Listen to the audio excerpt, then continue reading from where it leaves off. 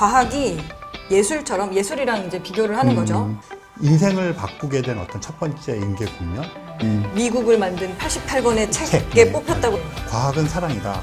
그럼 우리가 상상하기가 되게 쉽지 않잖아요. 프롤로그를 조금 더 잘 읽을 수 있게 네. 할 수 있는 뭔가 좀 더 보조.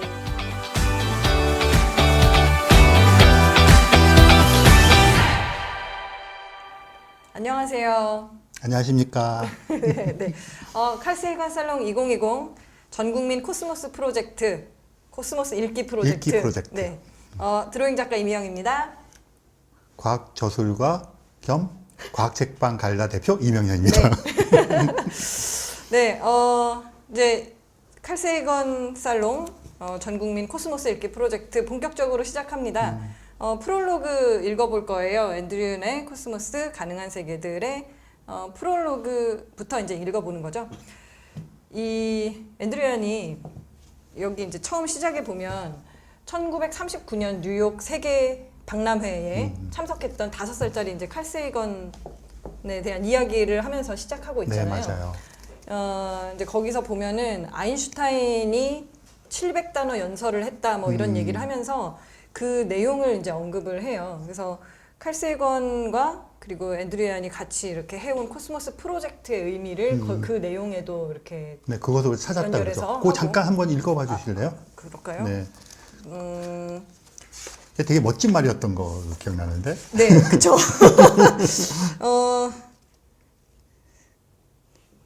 잠시만요. 그거를 먼저 읽어야 되는 것인가?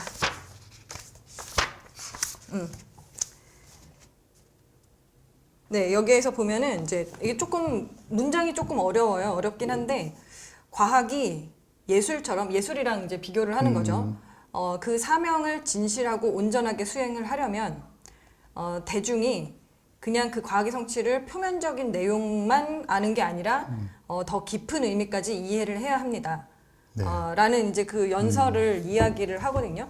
이제 그게 이 뭔가 프롤로그에서 시작하는 어떤 키 문장 뭐 이런 것들이랑 같이 되는 것 같아요. 그래서 이 프롤로그에서는 특별한 과학적 내용이 이렇게 많은 건 아니라고 하셔가지고 그런 내용은 조금 스킵하고 우리가 키워드나 책의 문장을 가지고 이 아까 얘기한 과학은 어떻게 해야 되는가에 대한 거를 처음 시작부터 시작해서 이제 얘기를 한번 해보겠습니다. 네, 그 사실 프롤로그라는 거 네. 잘 안 읽는 거잖아요. 그렇죠. 네. 원래 네. 그 서문도 잘 안 읽고 네. 프롤로그 잘 안 읽고 해제도 안 읽어요. 네. 근데 저는 거꾸로 이게 제일 중요하다고 생각해요.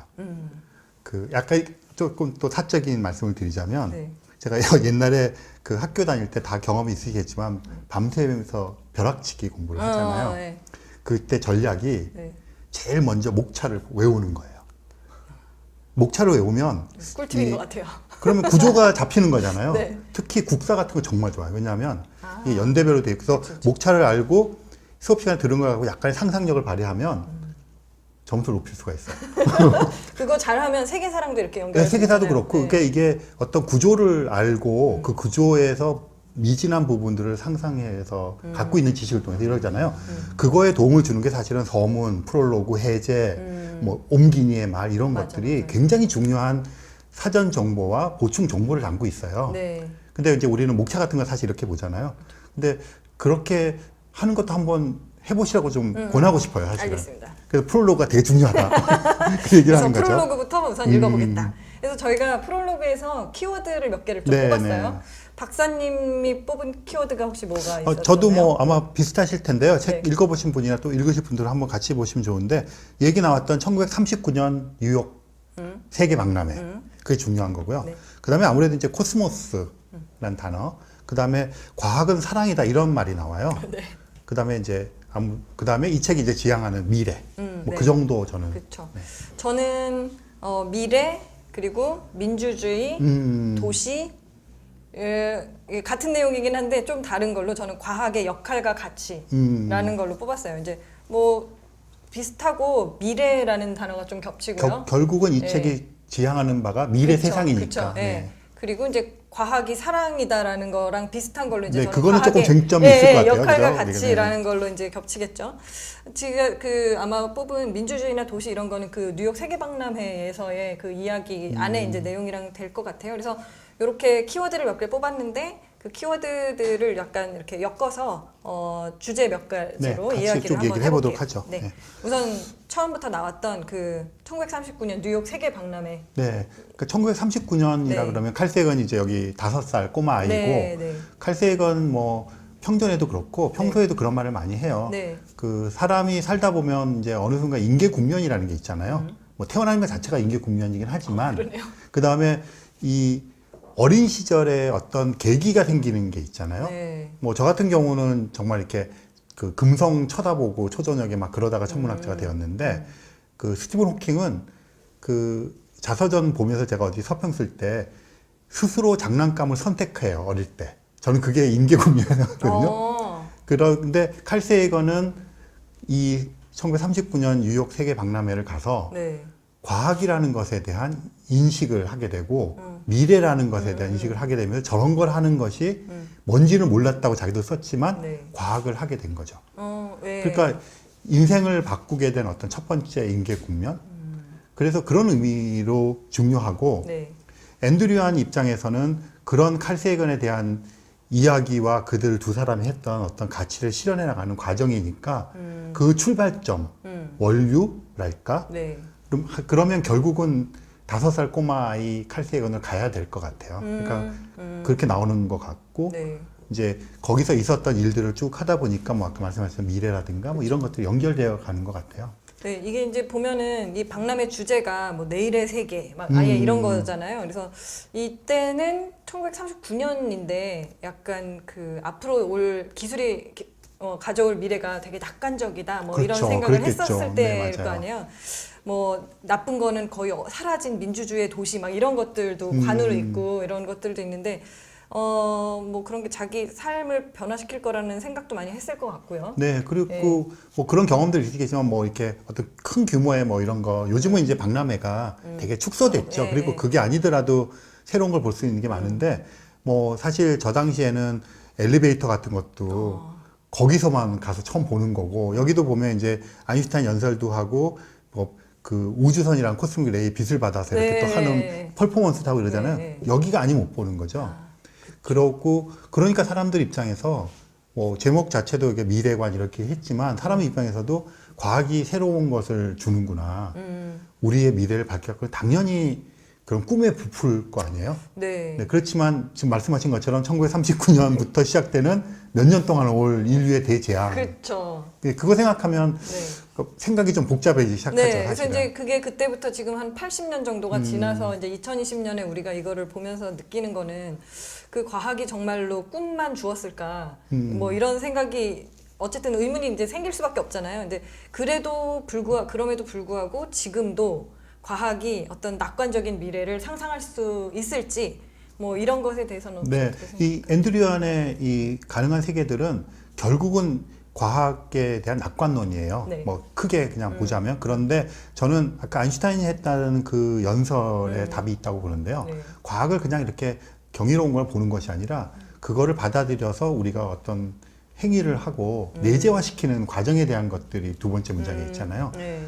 그러니까 과학이라는 것이 단순하게 세상을 이롭게만 할 거야라는 것이 아니라 과학을 대하는 태도가 우리 삶과 연계시켜서 우리에게 어떤 영향을 미쳤고 네. 그것으로부터 우리는 어떤 방향의 지표를 삼아야 되는가 이런 것들까지 해야지 과학이 된다고 생각하고 그러네요. 아인슈타인은 그거를 그러네요. 설파한 거죠. 네. 그러니까 앤드류안이 보니까 자기네가 해왔던 일들을 진짜 압축시킨 단어가 거기에 있었던 거죠. 그러니까 너무 반가웠겠죠. 그래서 낙관론이지만 과학적인 낙관론으로 가기 위해서는 과학은 늘 항상 엄청나게 자기 반성, 자기 인식을 해야 돼요. 우리가 어떻다는 것을 정확하게 알아야만 네. 그것을 극복하고 그것으로부터 앞으로 나아갈 것에 대한 미래를 설계할 수가 있거든요. 우리에 대한 인식이 확실하지 않으면 네. 낙관적인 미래를 얘기할 수가 없어요. 그러니까 사실은 낙관적인 결과와 낙관적인 바람을 하지만 그것을 가능하게 하는 결과로서의 현재 과학에 대한 인식은 엄청나게 고통스럽고 성찰이 요구될 수밖에 없는 거죠. 그래서 단순한 낙관론은 아니다. 저는 그렇게 말을 하고 싶어요. 그렇죠. 뭐 각성이란 얘기도 나오고, 네, 각성 맞아요. 뭐 반성 아니 뭐 자각, 뭐, 네, 그런 여러 가지 네. 얘기들이 좀 나오죠. 그러겠네요. 뭐 이 책 전체에 걸쳐서 그런 얘기들이 나오는 것 같기도 해요. 네. 두 번째 그 키워드인 코스모스에 대해서 한번 얘기를 해볼게요. 여기 보면요, 31페이지에 보면 그 앤드류안이 칼 세이건의 코스모스가 이제 뭐 미국 의회 도서관에서 미국을 만든 88권의 책에 네, 뽑혔다고 맞아요. 되게 자랑을 약간 하는 부분이 있어요. 그래서 이제 이게 뭐 보면은 제목만 들어본 책들도 이제 있고 그런데 근데 이제 미국을 만든 책이라면서 뭐 허먼 멜빌의 모비딕 뭐 이런 네. 거랑도 비교하면서 이들과 어깨를 나란히 했다 뭐 이런 이야기를 하고 있거든요. 이제 미국을 만든 책이라는 그 선정 이유라던가 이제 앤드류안이 그걸 되게 자랑스럽게 네, 생각하는 맞아요. 이유 같은 것들이 뭐가 있어요? 이 책 이제 제가 이 책을 나오기 전에 이제 영문판 이제 그냥 프린트로 돼 있는 걸 가지고 이제 인터뷰하기 전에 먼저 읽고 갔어요. 네. 읽으면서 저 88권의 책을 저렇게 골랐다는 뉴스는 알고 있었는데 구체적으로 이제 어떤 책이 있는지 잘 몰랐어요. 코스모스 들어간 건 알고 있었거든요. 그래서 그걸 이제 질문을 했어요. 하면서 저는 모비딕하고 코스모스를 연계시켜서 질문했는데, 그러니까 제가 청소년 때 모비딕이라는 책을 사실은 엄청나게 감동적으로 읽었어요. 그러니까 그게 그냥 고래 이야기라고 생각하는데 그런 게 아니라 네. 여기 책에도 나오지만 정말 미래를 살았던 사람의 어떤 그 생각들이 이렇게 나온 책이라고 생각해요. 그래서 개척적이고 그래서 저는 모비딕 읽고 정말 너무 흥분돼서 중학교 2학년 때인가 흥분돼 정말 한 일주일 동안 아무것도 못했어요. 그 생각만 하느라고. 네. 네, 저한테는 그래서 저한테는 사실은 이게 코스모스나 모비딕이나 되게 두꺼운 책이다. 뭔지는 그쵸. 안다. 읽어보진 고래 않았다. 생각난다. 그렇죠, 뭐 그 거기 정도. 뭐 네. 케이프 곳에 있는 데서부터 배 타고 거기에 모른다. 뭐, 원래 네. 그 왜냐면 어렸을 배경이 때 되는 그냥 곳을 이렇게 놀러 가본다. 뭐 어린이용으로 읽었을 테니까. 근데 네. 근데 그 모비딕도 생각해보고 그래서 앤드류랑 얘기할 때 제가 모비딕 얘기하면서 앤드류랑 둘이 한참 그 얘기를 했어요. 자기 자신이 이제 앤드류안이 콜롬비아 대학교에 그러니까 뉴욕 대학교에서 공부를 하는데 이제 학교를 마치지를 못해요. 그 여러 가지 이제 고민이 많은 사람이잖아요. 그런데 자기 자신의 그 청년기를 진짜 나침판처럼 이끌어줬던 책이 모비딕이라고 얘기를 해요. 그리고 그 모비딕과 코스모스가 나란히 들어가는 것에 대해서 엄청나게 자부심을 가지고 있어요. 근데 두 가지와 그 다른 책들도 목록을 쭉 보면 미국을 만든 책이라고 그랬잖아요. 네. 그러니까 미국을 만든 책은 우리가 흔히 떠올릴 수 있는 어떤 표상들이 있어요.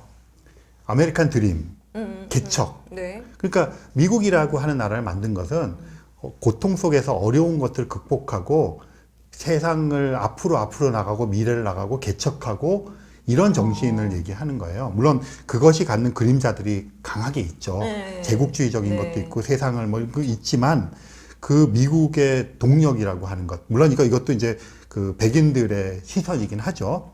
그러니까 그런 개척, 미래, 비전, 앞으로 나가는 이런 것들에 대한 정서가 네. 모비딕에 있어요. 코스모스에도 담겨 있거든요. 네. 그래서 저는 앞으로 네 모비딕도 언젠가 그래서 읽어보겠습니다. 모비딕은 예. 그래서 막 진짜 이 책 다시 읽으면서 저는 모비딕 생각해서 다시 읽었어요. 근데 네. 그 어릴 때 그 감청을 그대로 느낄 수는 없지만 네. 왜 이제 이게 88권에 미국을 만든 책에 들어갔는가 그런 생각은 좀 다시 해보게 되더라고요. 네, 네, 저는 원래 사실은 소설책도 원래 잘 이렇게 읽지는 못하는데 모비딕을 자꾸 이렇게 너무 열심히 얘기하셔서 언젠간 읽어보는 것으로 여러분도 한번 모비딕 네, 그냥 고래 책이 아니라고 합니다. 네, 그래서 아마 코스모스란 키워드가 여기 그렇게 좀 저희가 뭐 그냥 재미삼아 얘기를 했지만 막 느낌이 가셨을 거예요. 코스모스란 책이 왜 거기에 끼었고 여기서 키워드가 되는가 하는 것들은. 네. 네, 알겠습니다. 세 번째 키워드를 한번 보면은 넘어가도 되겠죠? 네네, 네, 넘어가시죠. 모비딕 얘기 더 하고 싶으신 건 아니죠? 나중에 모비딕 특별편을 우리가 한번 하죠. 네, 세 번째 키워드에 보면 이제 과학의 역할과 가치를 한번 볼게요. 이제 32페이지 중간 정도 보면 이제 나오는 이야기인데 이게 아까 잠깐 얘기하셨던 우리가 약간 논란이 있을 수도 있다는 얘기일 수도 있지만 지구의 모든 사람이 각성하는 것만이 우리가 마땅히 되어야 할 존재로 탈바꿈할 유일한 방법이다. 과학은 사랑처럼 그런 초월을 가능하게 하는 수단, 우리가 하나 되어 온전하게 살아가는 벅찬 경험을 가능케 하는 수단이다. 과학이 자연 접근하는 방식과 내가 이해하는 사랑의 방식은 같다. 라고 하면서 이제 과학과 사랑을 이렇게 동급으로 표현을 하잖아요. 이게 앤드류안이 생각하는 과학의 역할이나 가치가 이제 이 문장에 있는 것 같아요. 그렇죠. 좀 풀어서 얘기를 해주시면 좋겠어요. 그러니까 이 문장만 놓고 보면 네. 과학은 사랑이다. 그럼 우리가 상상하기가 되게 쉽지 않잖아요. 네. 그러니까 과학이라는 것하고 사랑에 빠져서 연애하고 사랑에 빠지는 그 감정과 그 방식과 그 루트는 상당히 다르잖아요, 사실은. 네. 근데 여기는 뭐, 근데 이분은 되게 비슷하다고 네네. 생각하시는 거니까. 근데 그 앤드류안은 이런 말을 할 수 있을 것 같아요. 그러니까 그 과정이 있는데 앤드류안은 사실은 칼색을 만나기 전에 음모론에 심취해 있었고요. 오. 그러니까 뭐 그런 UFO를 비롯해서 뭐 고대 도시 같은 거 있잖아요. 뭐 네네네. 그거에 엄청 심취해 있던 사람이에요. 그리고 그다음에 이제 각종 약들. 네네. 네, 그럼 뭐 나중에 이제 칼세이건과 더불어서 그 마리화나 합법화 운동 같은 것도 하죠. 그래서 지금 말씀드린 거는 어떻게 보면 전형적인 그 60년대에 뭐 앤드류안 조금 더 후지만 그런 미국의 그런 어떤 히피 문화, 뭐 그런 문화에 그냥 노출되어 있었던 어떤 젊은이라고 말하는 사람이죠. 네. 그런데 칼세이건을 만나면서 네. 칼세이건을 만나서 둘이 교류를 하기 시작하면서 칼세이건이 그 앤드류안의 그런 태도에 대해서 나무라지를 않고 계속 보니까 그런 스며드는 전략을 쓴 것 같아요. 그냥 고대 무슨 어떤 유적지를 하는 음모를 하면 그것에 대해서 계속 얘기를 들어주다가 그것이 왜 그러면 이런 질문을 해보면 그게 마땅한가 하는 식으로 해서 앤드류안을 하여금 스스로 계속 질문을 하게 만들었다 그래요. 그래서 어느 순간에 자기가 과학적인 태도와 과학적인 사고방식을 기르게 됐다 그래요. 오.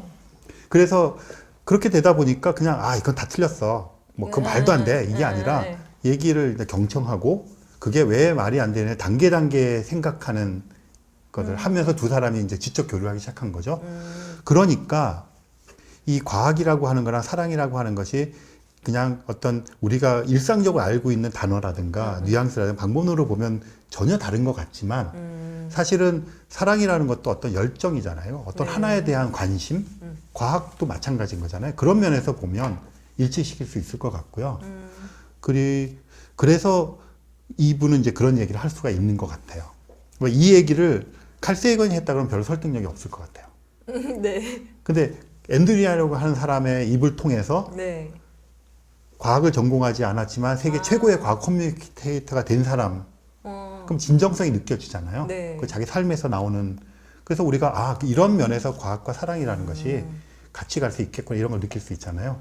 그래서 이건 그냥 그 자체의 문장만으로 보면 되게 어색할 수 있는데 네. 그런 배경을 좀 우리가 납득해주고 받아준다면 좀 알 수 있는 것이고 사실은 이 책 읽다 보면 고개가 갸우뚱해지는 구절들이 좀 있어요. 이제 앞으로 나오게 되겠지만 그게 앤드류안적인 과학을 바라보는 시선과 태도라고 보시면 될 것 같아요. 제가 이제 만약에 여기서 상상을 해본다면 아마 얘기하셨던 것 중에 하나인 뭔가 지적인 교류라던가 어떤 공유된 세계관에 대해서 같이 이야기를 하면서 느끼는 뭐 희열 같은 것 혹은 뭐 여기도 단어가 나오지만 각성을 하고 뭐 이런 것들과 그 교만하지 않고 겸손해야 되고 뭐 이런 네, 맞아요. 이런 얘기들이 있잖아요. 그런 태도에 대한 얘기라고 할까요? 근데 태도기도 하고 방법론이기도 한데요. 네. 사랑 그러면 우리는 되게 네. 맹목적인 사랑을 질투도 그럴 수 하고 있겠지만, 구속하고 그들만 우리 둘만 이런 걸 생각하잖아요. 네. 근데 여기도 이제 적시되어 있지만 네. 그런 것이 아니라 그런 것을 넘어서 한 사람을 소유하려고 하거나 한 사람에게 질투하고 이런 것이 그런 게 아니라 아니라. 그거를 뛰어넘는 그 사람을 온전히 사랑하면 네. 그 사람이 하는 일까지 존중하고 그런 사랑을 이야기를 해요. 네. 그러니까 사실은 우리가 그 통속적으로 생각하는 1대1의 연애적인 뭐 이렇게 막 구속하는 사랑은 네. 아니라는 그쵸. 거죠. 그것도 좀 맞아요. 알고 넘어갈 필요는 있는 요 거죠. 밑에 보면 그런 것들이 있어요. 네, 쭉 그러니까 그 서술을 해놓으셨죠. 네, 네. 네. 과학이 자연을 사랑하는 방식이 뭐 꼭 그렇다 뭐 이러면서 절대적인 진리를 가정하지 않고 뭐 이런 것들 말고 그런 태도, 그러니까 절대적인 진리를 가정하지 않는 태도야말로 과학이 성스러운 탐색에 걸맞는 방법론이 네. 되어주는 이유다. 네, 뭐 그래서 이런 거. 여기서 이제 네. 사랑 앞쪽에다 그런 어떤 부연 설명이 좀 붙어야 될 것 같아요. 그렇죠.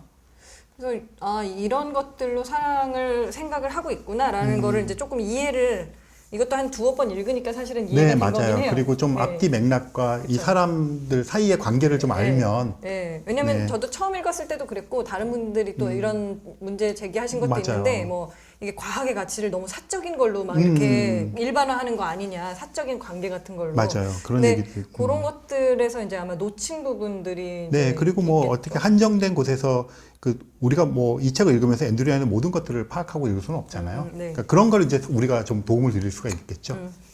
네, 그러네요. 저희가 지금 세 개의 키워드를 우선 얘기를 해봤어요. 그 1939년 뉴욕 세계 박람회하고 코스모스 그리고 과학의 역할과 가치. 네. 이렇게 얘기를 해봤고요.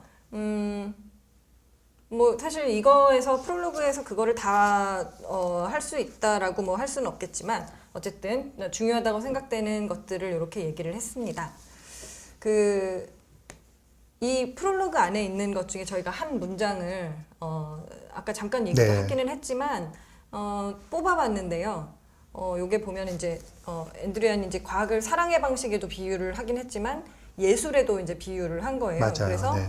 아인슈타인 연설 내용을 이제 다시 좀 설명을 해보면 과학이 진실하고 온전하게 사명을 다 하려면 그러니까 대중들을 되게 중요하게 생각을 하잖아요. 대중들이 과학 성취를 표면적으로만 이렇게 아는 게 아니라 더 깊은 의미도 이해를 해야 된다라고 이제 얘기를 하고 있어요. 그래서 이거 자체를 코스모스의 프로젝트고 꿈이라고 네. 꿈의 지도라고 얘기를 하고 있습니다. 그래서 저희는 어쨌든 이게 되게 중요하다고 생각을 했기 때문에 이 문장을 이 챕터에 가장 중요해 보이는 문장으로 골라봤어요. 그래서 독자분들은 어떤 문장을 혹시 고르셨는지 저희도 궁금하고요. 댓글 한번 달아봐 주시면은 같이 읽는 재미가 또 있을 것 같아요.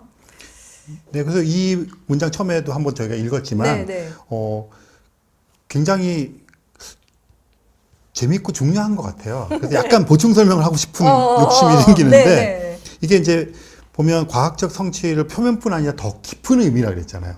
그러니까 표면이라는 건 사실은 과학의 성취가 이렇게 돼서 우리가 블랙홀 발견해서 너무 멋지고 와 지금 탐사선이 이제 태양계를 벗어나려고 해 되게 경이로워 이런 것들이잖아요. 표면이라는 게 또는 과학이 우리를 번영케 해줄 거야라든가 뭐 이런 기대감. 그렇죠. 근데 이제 그런 표면이 있는데 더 깊은 의미라는 게 뭘까? 왜 여기에 앤드류야는 왜곡되었을까? 그리고 아인슈타인은 왜 그런 말을 했을까를 생각해 보면 그러니까 여러분들하고 저희가 이렇게 만나는 것은 사실은 이 과학이라는 것을 일반 대중과의 접점에서 하려고 하는 거잖아요. 그 과학을 수행하는 과학자들이 실험실에서 연구실에서 하는 것들의 과학을 얘기하는 건 아니잖아요. 그렇다면 그 접점에서 이제 일반 대중하고 공감을 갖고 호흡을 해야 되는데 그러면 더 깊은 의미가 되잖아요. 그게 뭘까를 생각해 보면 과학적으로 사고할 수 있고 과학적인 태도를 가지고 세상을 바라보게 하는 게 그냥 자연스러워지는 세상을 꿈꾸는 것 같아요. 그러니까 아까 사랑이라는 것도 그랬지만 우리가 사랑 그러면 뭐 사실 낭만주의 시대 때 18세기, 19세기 때 했던 낭만적인 사랑하니까 막 정말 불타오르는 막 이런 것들만 생각하지만 사랑의 과정은 훨씬 더 이게 복잡다단하고 훨씬 더 그리고 내밀하고 높은 수준의 사랑 이런 그렇죠. 그러니까 그 남녀간의 사랑이라는 걸 할 때는 항상 우리가 그런 걸 본성이라고 얘기하고 뭐 마치 그런 질투를 느껴야만 진실된 사랑이겠지만 걸 느끼고 이런 것들이 있는데 그거보다 훨씬 더 포괄적인 사랑을 얘기하잖아요. 그럼 과학이라는 것도 과학이 갖고 있는 그런 어떤 기능적인 면, 실험실 이런 걸 떠나서 과학 자체가 그냥 우리 삶 속에 그냥 녹아 있는 거죠.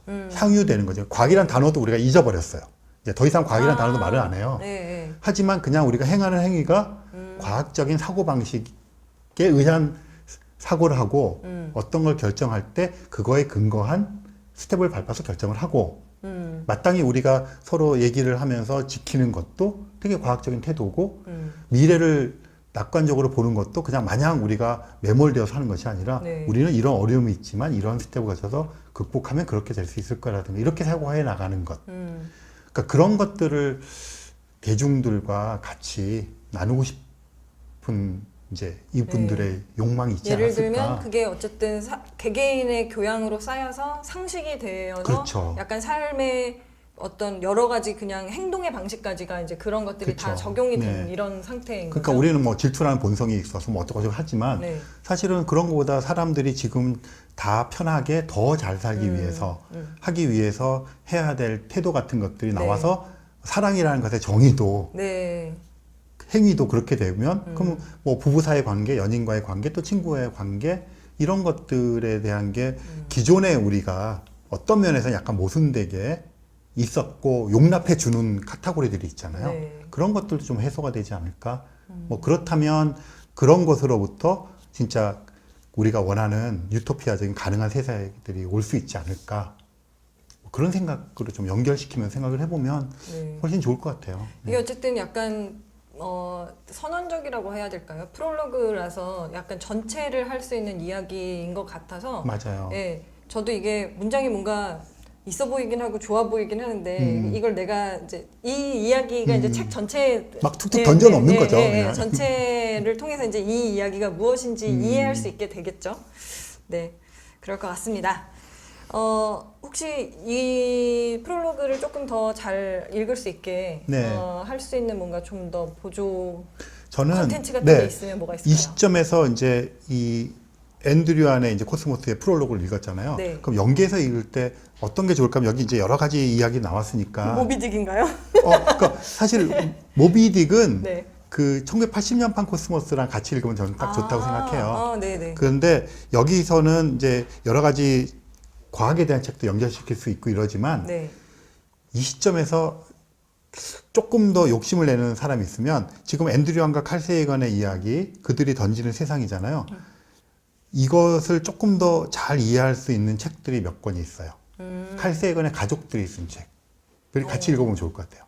그 칼 세이건과 이제 첫 번째 부인이었던 님 마굴리스 사이에 그 태어난 도리언 세이건이라는 사람이 있어요. 네. 그 엄마랑도 같이 뭐 섹스란 무엇인가 이런 책도 썼고요.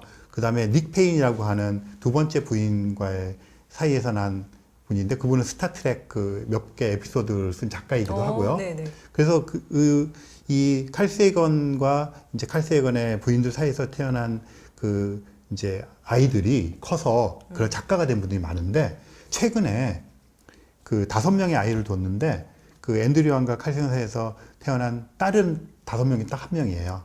샤샤 세이건이라고. 샤샤 세이건이 자기네 부모에 대한 이제 주로 이제 아빠에 대한 추억과 그의 그 뭐랄까 정신세계, 자기와의 관계 이런 것들을 쓴 책이 영문판으로 나왔어요. 네. 네, 한국판으로는 네. 이제 번역이 될 거라는 소문이 예. 있고요. 네. 그래서 그렇게 조금 더 이 책을 읽으면서는 칼 세이건과 관련되어 있는 가족들이 쓴 책을 같이 읽어보면 네. 여기서 이렇게 툭툭 던지는 이야기들이 좀 엮여서 훨씬 더 이게 그 풍성하게 읽는 데 도움이 될 것 같아요. 그래서 저는 그 샤샤 세이건의 네. 아직 번역되지 않은 책을 네, 권합니다. 네, 권하시는 책은 그 책이고요. 아인슈타인이 연설했던 거 동영상 유튜브가 있더라고요. 네, 동영상에 저도 뒤져봤어요. 이 책 네, 부분은. 네, 네. 그거는 저희가 여기 보시면. 같이 밑에다가 링크 같이 드리겠습니다. 그러면 이제 저희가 어떤 태도와 어떤 이야기가 이 책에서 계속 앞으로 펼쳐질지에 대한 이야기를 프롤로그에서 봤으니까 다음 주에 1장부터 읽어 나갈게요. 그러면 다음 주에 뵙겠습니다. 네, 다음 주에 뵙겠습니다. 네.